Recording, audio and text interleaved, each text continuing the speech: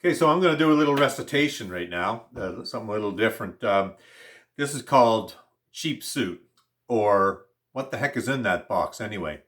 So you have to imagine, if you would, that I'm holding a box here, and it's about this wide, and about this deep, and about this high. And written across the front here are the words Acme Novelty Company. Now, the Acme Novelty Company, of course, is the company that always supplied Wile E. Coyote with his giant slingshots and rocket packs. But what's in this box here right now is nothing to do with a coyote, and I'm just going to put it here on this imaginary table. It's got nothing to do with a coyote and everything to do with a man. And a man and a chance meeting at a Tim Hortons restaurant in Digby, Nova Scotia.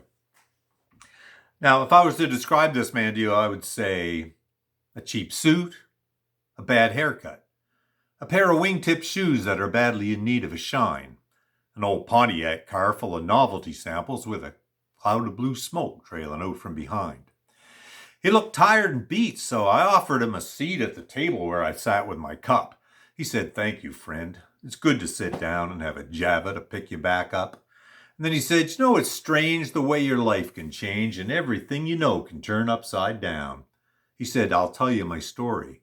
But then for a while, he just sat there nursing a frown in his cheap suit and his bad haircut.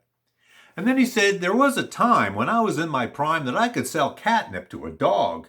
I sold oil to the Arabs and freezers up north. Life was good. I lived high on the hog. Yeah, I took it as a challenge to hone my talents. I sold things nobody else could move.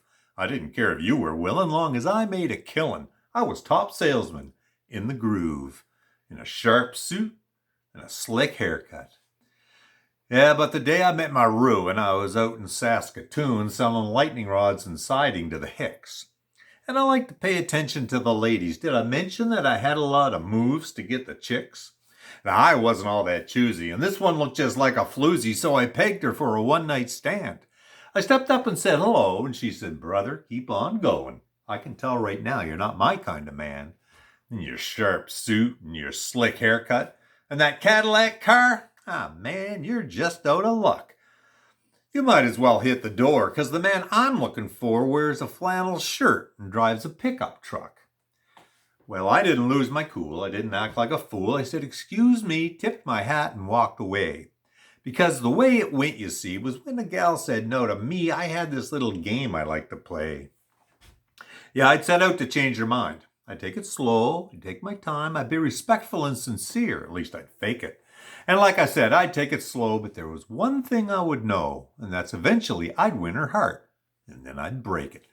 Yeah, I know, I was a bastard, but just wait. I started hanging around all the places in the town where I knew that little lady could be seen. And I began to play my game, but it wasn't quite the same as the way I'd played it previously had been. Now, she never did respond to the way I carried on. She ignored my charms, but then she grew on me, until the day I realized that she had cut me down to size. That was the day I fell in love with her, you see. Well, I confessed to her my plight, and she said, "It serves you right. I said you're not my style, and style makes the man." But I said a man can change. I made a phone call and arranged to have all my suits picked up by Sally Ann.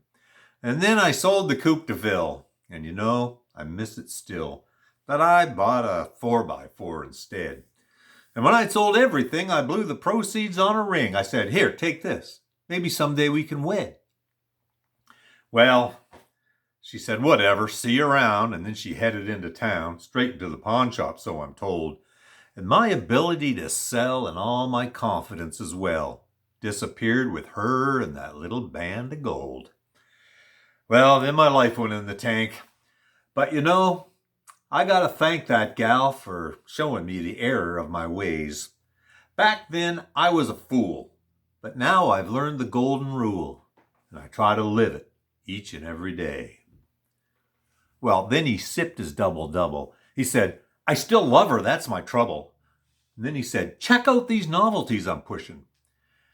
And I guess that I felt bad for all the trouble that he's had, and that's why I bought this case of whoopee cushions.